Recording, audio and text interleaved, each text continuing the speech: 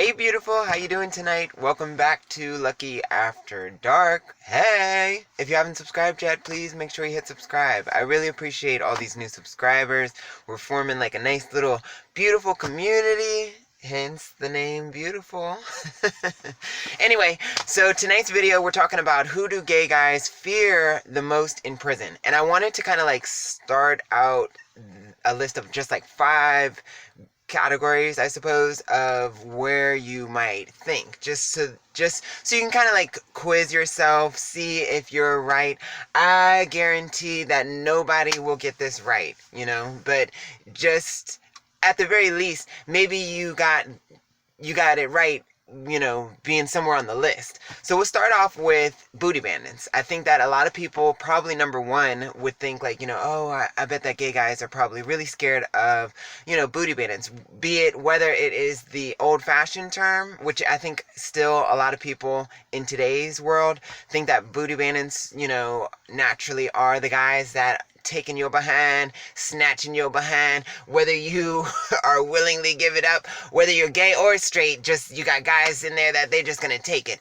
They don't really, I mean, it still happens sometimes, but it's usually under extreme circumstances, I would say, like somebody owes someone money, or they have highly disrespected this person, or they have just seriously angered this person, maybe because of your attitude, the way you present yourself, maybe because you've screwed over somebody's friend, or because of your charges. Like, a lot of people do not like sex offenders in there, child molesters, rapers, things like that. Like, a lot of people like hate those people.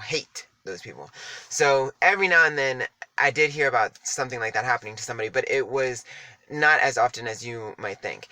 And that's not even what a booty bandit is in today's like term anyway. It is somebody that, just chases any and everybody for tail. Like, just straight up desperate for some tail. Always trying to talk to every single person that they think that they might be able to get it, get some action from. So you would think that gay guys are, afraid. I almost said scared. But afraid of somebody like that. But believe it or not, that is someone that I was kind of like intimidated by initially, but really quickly I realized that the booty bandits, surprisingly, are the gay person's friend. Like, I wouldn't say best friend, but booty bandits, they're usually always the first people that talk to you. They don't try to intimidate you because they know that that's not going to get them what they want. And also they know that they don't need to intimidate you because gay people willingly want to have sex with guys, so they just need to sweet talk you. They just need to charm you by trying to just make you feel comfortable with conversation, or flatter you with compliments, give you things like, commissary, or ask if you need anything, from, like, if they work in the kitchen, or they have a connection, like somebody that they know that works in the kitchen, they'll give, to get you stuff. So booty bandits more often actually become a gay person's first friend. And some gay people actually take advantage of booty bandits. They actually try to get as much as they can from this person, and also, they might actually fool around with the guy, just so this way now you have an ally, you have, someone that has your back and will make sure that you're all right, whether it is saving you from some danger, or making sure that you have what you need or what you want. So that crosses booty bandits off the list. We got 4 more. The second one that I think that people probably would think is gang members. Gang members, of course, everybody's like, well, gangs are dangerous. We know that they don't like homosexual, or homosexuality. In some gangs, it's actually like, I don't know if illegal is the word, but, like like just a cardinal sin, I guess, where they really will, beat the shit out of you, or maybe even, I don't know, worse, kill you. I don't know. I mean, I don't know what the what sentencing is, or just, I guess, like the punishment is for gang members out here, but I would think that it's pretty severe from just what I've heard. But in there, ain't nobody killing. No, I mean, people have died, but I don't know. I don't think that anybody would kill somebody over behind a, you know what I mean, a homosexual or something like that. That seems a little extreme for even for prison. But gang members actually, they don't mess with homosexuals. So that's why I would say, like, they're not the number one person that a gay person, a homosexual, a gay guy, a queen or whatever would fear, because they try to avoid gay people at all costs. They don't want nothing to do with them. That's why they try to make it very clear, from the get-go, like, these are the areas and places that are off limits to you, in terms of, like, you're not allowed to use this phone, or you can't use this shower, or this table is off limits, or whatever. Like, they make it very clear, so this way the gay person stays away and they don't need to be bothered by you, so that, and especially like the cell, like, that's the only time I think that a gay person might come into some danger with a gang member such as myself. I don't know why, but the housing or classification or whatever, they constantly kept putting me in cells with gang members. I don't know if it was just for kicks. I don't know if it was because my charge is considered a violent crime, kicking an officer. I don't know what it was. Or maybe just because they looked at the picture and they saw, oh, he's black, so he must get along with gang members. I don't know what it was, but they did a terrible job, because it should have said it in the file, raging gay guy, a raging flamboyant homosexual, like, keep him away from the gang members. But anyway, so gang members, they avoid, homosexuals, gay guys, and the gay people do the same. And the only time that you actually really come in contact with a gang member is, as I said, if they're trying to place you in the cell with one, or when they are trying to pursue you, which, believe it or not, it happens a lot more than you would think. It happens a lot more than I had thought. I didn't think that it ever happens, but to my surprise, there's a lot of gang members that, on the low, try to creep around with the homosexuals, like, all the time. As a matter of fact, I'm gonna make no, I've already made a video. I was thinking, like, let me make a video talk about it, but I'm like, wait a second, I already talked about this. But yeah, so yeah, you can check out that video. I'm getting twisted, all this recording. Anyway, so gang members is off the list. Now we're moving on to number 3. I would say we're getting a little bit warmer now. Sex offenders, this is the third person on the list. This is not someone I think that gay guys are afraid of, but they don't like to deal with these people, just the same as everybody in there. And I'm sorry if you are related to somebody that's locked up for a sex crime or something like that. I pray for you, because that is not an easy thing to deal with, period. And yeah, I don't have any comforting words for you in terms of how they're doing in there. Like,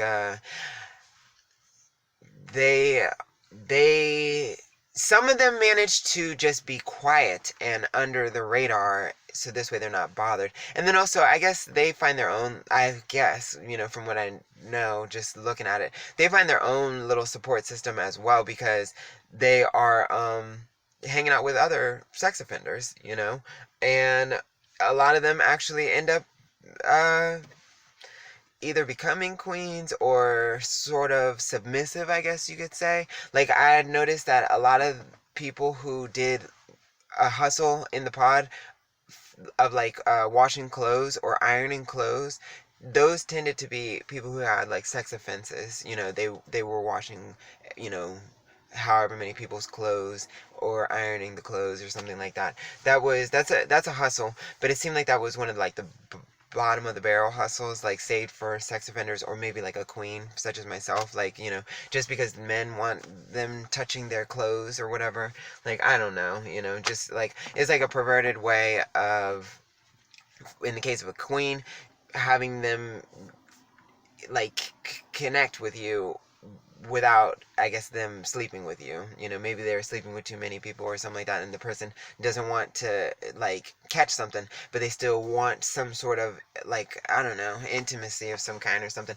Or it's just a way of, like, asserting your dominance, like your authority or something, I guess, to just kind of like be like, I'm above you, you scumbag, because you molested children or whatever. But anyway, so getting back to the point, gay people aren't really like afraid of those people, but they just, don't really want to be bothered with them.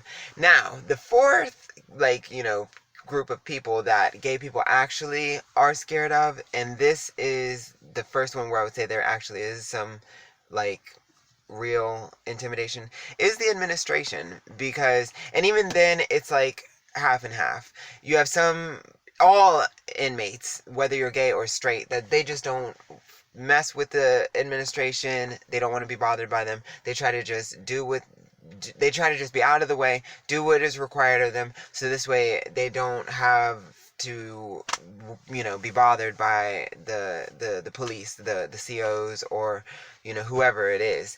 And then you have some people that try to actually make a connection with the administration, gay people included. Gay people actually sometimes, a lot of times actually, in prison have like a leg up on other inmates, other people in there, because of the fact that you're gay. Like, the female COs click with the gay people, obviously, and gay guys love girls. I feel like I've always had this philosophy: every gay guy needs a woman, and every woman needs a gay guy. At least one. Me, I can't have enough women in my, like, circle. You know what I mean? I live with women. It was me and my grandmother.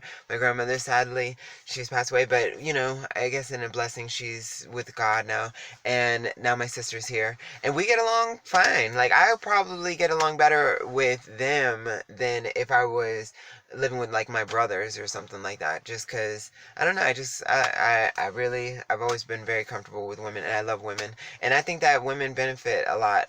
I think it's a mutual benefit. Like, women benefit, from gay guys, like, just the company, and vice versa. But anyway, and it's the same goes for prison too. Like, gay guys and female COs, they click in there, they gossip about the guys, the female COs. It's like a great way where they're able to get inside information on the inmates, the population, without, like, interrogating or, like, hardcore investigating. It's just friendly conversation, just tea time. And the gay guys, of course, we love gossiping, we love telling, oh, this person doing this, and, blah blah blah. But it also, if you get cool enough with a CO, they give you stuff. Like, they'll, give you makeup, chapstick, gum. I've seen people, they be popping gum. I had some gum a couple of times. It's a nice little relationship. And then, of course, with the men COs too, just like female COs mess around with some of the guys in there, you have some male officers that mess around with the homosexuals, even some unit managers. But so that's where I would say it's like half and half. Like, me, I was scared of the administration just because I felt like they constantly had a problem with me. Because sometimes the administration, again, it's half and half. Oftentimes, and this is what I was told, I expected this, and I was actually surprised when it wasn't like this, but oftentimes the administration actually go out of their way to help the homosexuals because of the issues that they have. They know that these guys are trying to get, even though it's not talked about in, like, the lockdown series or, in other prison channels, but in the actual real environment, it's very commonly known. It's very commonly understood. Gay people are dealing with guys hounding them all the time, or even being pressured or intimidated or forced into relationships, or forced to stay in relationships sometimes. Like, so the administration is sensitive to that, and they actually will try to help the homosexuals more than they would help somebody else, with cell moves, or just getting somebody even off a compound, or whatever, just sometimes maybe even helping them get a job, helping them get into a trade, a class, or something like that. But on the flip side, you also then have some officers that just view homosexuals as a problem. Maybe they're homophobic and they see it as something that's disgusting, or they just have no respect for the homosexuals because we're not viewed as men, regular men, so sometimes that can be an issue. And you have some, like, COs, unit managers, whoever, that intentionally go out of their way to make things more difficult for the homosexuals sometimes. And I had that problem a lot more than I thought that I would. I thought that because of just, me, like, sounding the way that I do and whatever else, like, I just kind of just thought that, I don't know, that I would be able to get more help, I guess. But it actually was the exact opposite. Everywhere I went, the COs always immediately just knew that I was going to be the number one problem, the number one,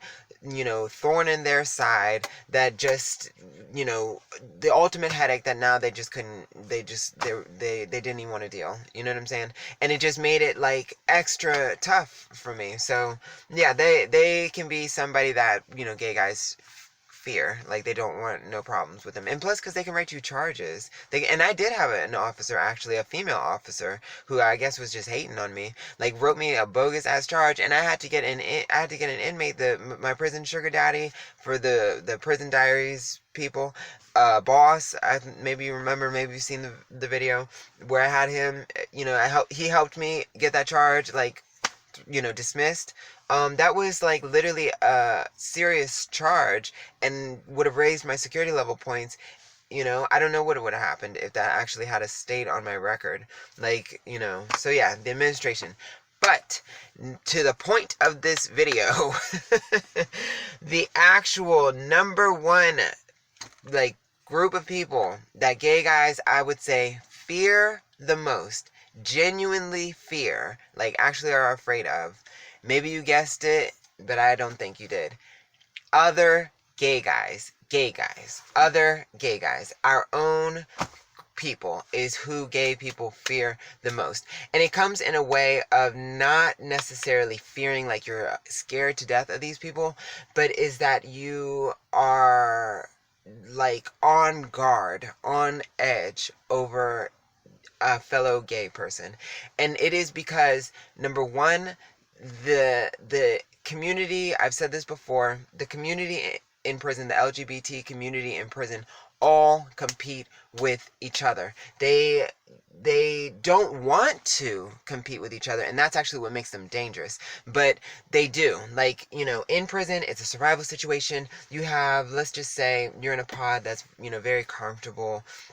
The guys, they just love you because of your girlish ways, and the more girly you act, the more that it just makes them feel at home. It makes them feel at home with mama, home with their sister, home with the baby mamas and stuff like that. It just makes them feel at home. And so the guys love kicking it with you, and they love laughing at, your attitude and your silly ways, your sassy ways and stuff like that. And then you got a couple of guys, like 7 different guys that we'll say 5 of them you sleeping around with, and 2 of them that you